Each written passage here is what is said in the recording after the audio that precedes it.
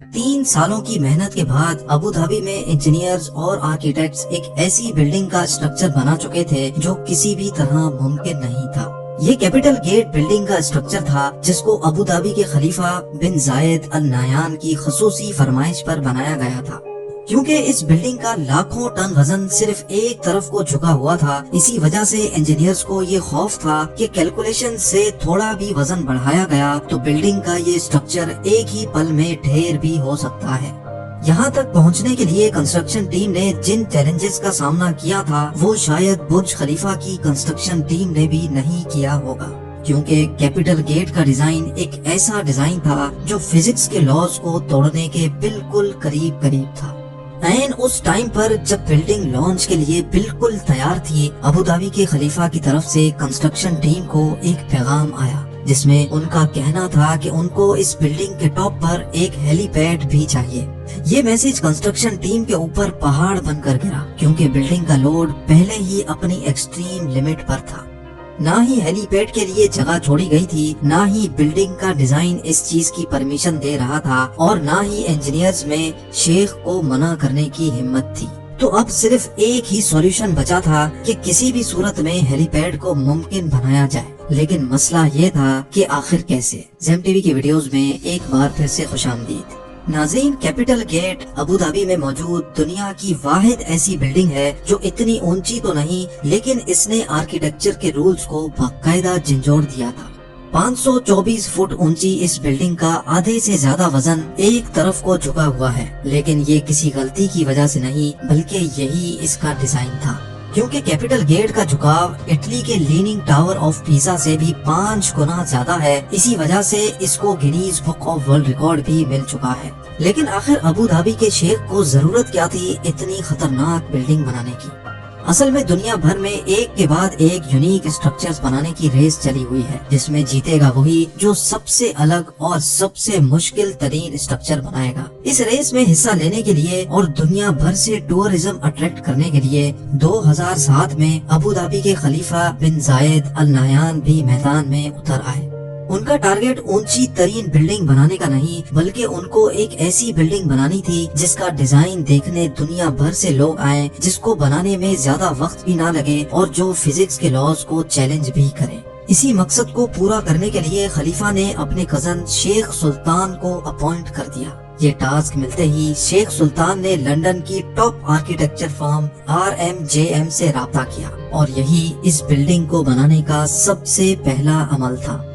کیسے انجینئرز اور ورکرز نے اس خطرناک چیلنج کو انجام تک پہنچایا، کیسے اس بلڈنگ کو ٹھیک 18 ڈگریز پہ ٹلٹ کیا گیا، اور کیسے لاکھوں ٹن وزنی اس جھکاؤ کو گرنے سے بچایا گیا، یہ سب آپ جان سکیں گے آج کی اس ویڈیو میں۔ Challenge number 1۔ London based architecture firm کو جب یہ ٹاسک دیا گیا تو یہی ان کا سب سے بڑا چیلنج تھا۔ ان کو ایک ایسا ڈیزائن بنانا تھا جو ان کے ہی بنائے گئے آرکیٹیکچر رولز کے خلاف ہو۔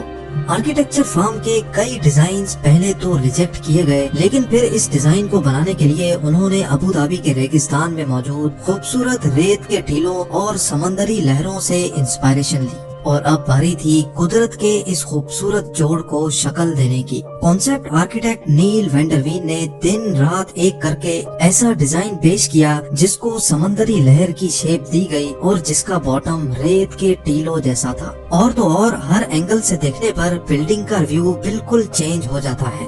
Challenge number 2۔ یہ ڈیزائن شیخ سلطان کو پسند تو بہت آیا، لیکن اس میں ایک مسئلہ تھا۔ جی ہاں، کیپٹل گیٹ کے ڈیزائن کو ریئلٹی بنانے کے لیے ایکسٹرا آرڈنری انجینئرنگ چاہیے تھی، کیونکہ ڈیزائن کے حساب سے بلڈنگ کا ٹاپ اس کے باٹم سے پورے 108 فیٹ ہٹا ہوا تھا، اور جس کی وجہ سے بے انتہا فورسز پیدا ہوں گی جو بلڈنگ کی فاؤنڈیشن کو زمین سے ہی اکھاڑ دیں گی۔ تو اب کنسٹرکشن ٹیم کے لیے یہ چیلنج تھا کہ ان کو ایک ایسی فاؤنڈیشن تیار کرنی تھی جو جھکی ہوئی سائڈ کے لاکھوں ٹن کے وزن کو آرام سے جھیل سکے۔ اس چیلنج کو انجام تک پہنچانے کے لیے پروجیکٹ آرکیٹیکٹ ٹونی آرکیبولڈ نے فاؤنڈیشن بنانے کا کام اسٹارٹ کر دیا۔ کیپٹل گیٹ کی فاؤنڈیشن میں 400 کنکریٹ پائلز استعمال کرنے کا فیصلہ کیا گیا، یعنی اس بلڈنگ کا سارا لوڈ لوہے کے موٹے موٹے پائپس اور ان کے اندر بھرے کنکریٹ پہ ڈالا جانے والا تھا۔ لیکن یہ کوئی عام فاؤنڈیشن نہیں تھی۔ جس سائٹ پر بلڈنگ جھکے گی اس کے نیچے فاؤنڈیشن پر 200 پائلز لگائے گئے، جبکہ دوسری سائڈ والے پائلز کی لینتھ زیادہ رکھی گئی، جن کو زمین کے اندر ہی موجود بڑے بڑے پتھروں میں ڈرل کر کے اندر گھسایا گیا۔ انجینئرز کا خیال تھا کہ اس طریقے سے فاؤنڈیشن کا لوڈ پوری طرح سے ڈسٹریبیوٹ ہو جائے گا۔ یہ تو تھا فاؤنڈیشن بنانے کا صرف plan. Challenge number 3، capital gate کا ڈیزائن بھی تیار تھا اور اب انجینئرز نے لیننگ ٹاور کا لوڈ ڈسٹریبیوٹ کرنے کے لیے ایک ایکسٹرا آرڈنری فاؤنڈیشن کا پلان بھی تیار کر لیا تھا۔ اب ٹائم تھا فاؤنڈیشن کا کام سٹارٹ کرنے کا۔ اس فاؤنڈیشن کے لیے بہت بڑے لیول پہ کھدائی کی ضرورت تھی اور تقریباً 9600 ٹن مٹی زمین سے نکالنی تھی۔ یعنی صرف فاؤنڈیشن ڈالنے کے لیے زمین سے نکلنے والی مٹی کا وزن ہی 1600 ہاتھیوں کے وزن کے برابر ہونا تھا۔ اس کام کو انجام دینے کے لیے 8 مہینوں کا وقت ریکوائرڈ تھا، لیکن اچانک ایک اور مسئلہ آ کھڑا ہوا۔ جی ہاں، اس موقع پر شیخ سلطان نے اس بلڈنگ کی ڈیڈ لائن جاری کر دی تھی، کیونکہ ٹھیک 2 سالوں کے بعد ابو دھابی میں فیوچر انرجی سمٹ ہونا تھا۔ اسی وجہ سے خلیفہ چاہتے تھے کہ اس انرجی سمٹ سے پہلے ہی بلڈنگ کمپلیٹ ہو جائے۔ یعنی اب انجینئرز کے پاس صرف 24 مہینوں کا وقت تھا، جس میں ان کو فاؤنڈیشن بھی ڈالنی تھی، بلڈنگ بھی کھڑی کرنی تھی اور انٹیریئر کا کام بھی کمپلیٹ کرنا تھا۔ یہ چیلنج ملتے ہی کنسٹرکشن کی پوری ٹیم میں ایک افراتفری سی مچ گئی تھی، جس کی وجہ سے ان کو پورا کنسٹرکشن ٹائم فریم ہی چینج کرنا پڑا۔ یعنی جس فاؤنڈیشن پہ 8 مہینوں کا وقت ریکوائرڈ تھا، اس کو دن رات ایک کر کے صرف 3 مہینوں میں ہی کمپلیٹ کر لیا گیا، کیونکہ اس کے علاوہ اور کوئی آپشن بھی نہیں تھا۔ چیلنج نمبر 4، جیسے ہی فاؤنڈیشن پوری طرح سے سوکھ گئی، کنسٹرکشن ٹیم ایک بار پھر سے میدان میں اتر آئی۔ اب ان کا چیلنج تھا ٹاور کی کنسٹرکشن اسٹارٹ کرنے کا، لیکن یہاں ان کو ایک اور چیلنج کا سامنا کرنا پڑا۔ نارمل اسکائی اسکریپرز ایک سالڈ کور کے گرد بنے ہوتے ہیں جو بالکل سیدھا اوپر تک جاتا ہے، لیکن کیپٹل گیٹ کے کیس میں اگر ایسا ہی کور بنایا گیا تو جھکاؤ کی وجہ سے کور ایک طرف کو مڑ بھی سکتا ہے، جس کے انتہائی خوفناک نتائج بھی ہو سکتے ہیں۔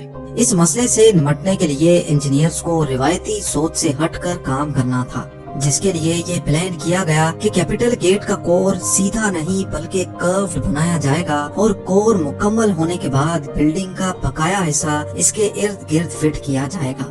لہٰذا اب کروڈ کور کا کام جلد از جلد اسٹارٹ کرنا تھا تاکہ ڈیڈ لائن سے پہلے ہی کام ختم ہو سکے۔ چیلنج نمبر 5، اس خاص قسم کے کور کو بنانے کے لیے حیرت انگیز طور پہ 2 کروڑ 15 لاکھ کے جی کا اسٹیل اور 3 کروڑ 60 لاکھ کے جی کا سیمنٹ کنکریٹ استعمال ہونا تھا۔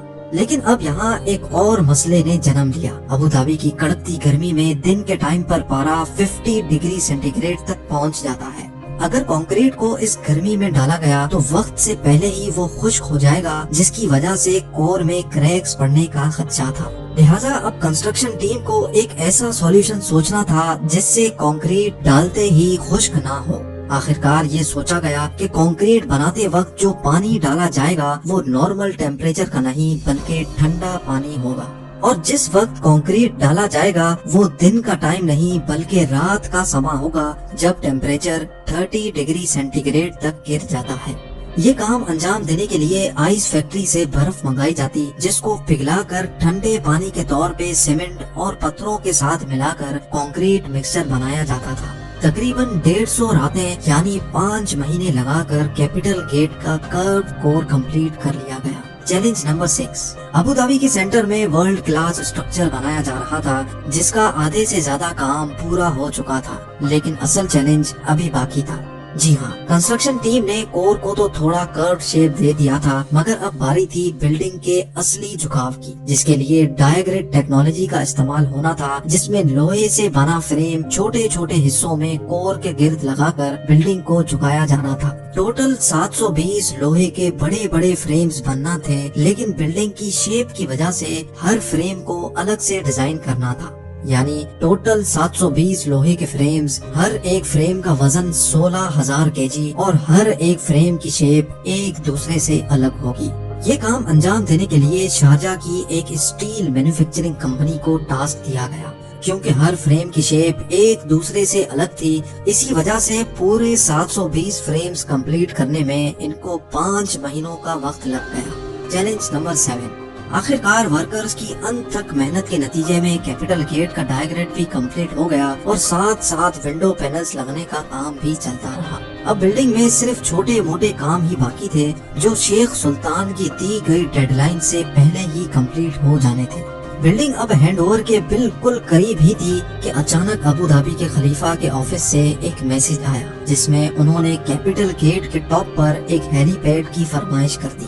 یہ میسج کنسٹرکشن ٹیم کے اوپر پہاڑ بن کر گرا کیونکہ فاؤنڈیشن سے لے کر ڈائیگریڈ تک سب کچھ کمپلیٹ ہو چکا تھا اور کیپٹل گیٹ کا سارا لوڈ پہلے سے کیلکولیٹڈ تھا، یعنی ڈیزائن بناتے وقت ہیلی پیڈ اور ہیلی کاپٹر کا وزن شامل نہیں کیا گیا تھا۔ یہ مسئلہ کیپٹل گیٹ کی کنسٹرکشن کے دوران کھڑا ہونے والا سب سے بڑا مسئلہ ثابت ہوا، لہٰذا اب فنیشنگ کا کام روک کر ایک بار پھر سے ساری اسٹرکچرل کیلکولیشنز دوبارہ کی گئی۔ کیلکولیشنز کے بعد یہ نتیجہ نکالا گیا کہ اسٹرکچر ہیلی پیڈ کا وزن تو برداشت کر لے گا، لیکن اسٹرکچر کا ڈیزائن کچھ ایسا ہے کہ تیز ہوا کے موسم میں ہیلی کاپٹر بلڈنگ پر لینڈنگ کے دوران کریش بھی کر سکتا ہے۔ لیکن اب کسی بھی صورت میں یہ ہیلی پیڈ بنانا تھا کیونکہ اب یہ شیخ کی فرمائش تھی۔ اسی مقصد کے لیے لندن میں کیپٹل گیٹ کے ماڈل کو ونڈ ٹنل ٹیسٹ کیا گیا جس میں یہ بات ثابت ہو گئی کہ تیز ہوا میں بلڈنگ پر ہیلی کاپٹر کی لینڈنگ خطرے سے خالی نہیں ہوگی۔ ونڈ انجینئر لیگٹن اوریلیس نے یہ سجیشن دی کہ اگر ہیلی پیڈ کے ڈیزائن میں چینجز کی جائیں اور ہیلی پیڈ کی اونچائی کو 2 میٹر کم کیا جائے تو یہ مسئلہ کافی حد تک کم ہو سکتا ہے۔ ماڈل میں ہیلی پیڈ کا ڈیزائن چینج کیا گیا تو حیرت انگیز طور پہ ونڈ انجینئر کی سجیشن سچ ثابت ہوئی۔ یہ خبر ملتے ہی کیپٹل گیٹ پہ ہیلی پیڈ کی کنسٹرکشن اسٹارٹ کر دی گئی اور بلڈنگ کو وقت سے پہلے ہی شیخ سلطان کے ہینڈ اوور کر دیا گیا۔ کنسٹرکشن ٹیم اور ورکرز کو سلام ہے جنہوں نے اپنی قابلیت سے دنیا کا سب سے اونچا لیننگ ٹاور بنایا ہے۔ امید ہے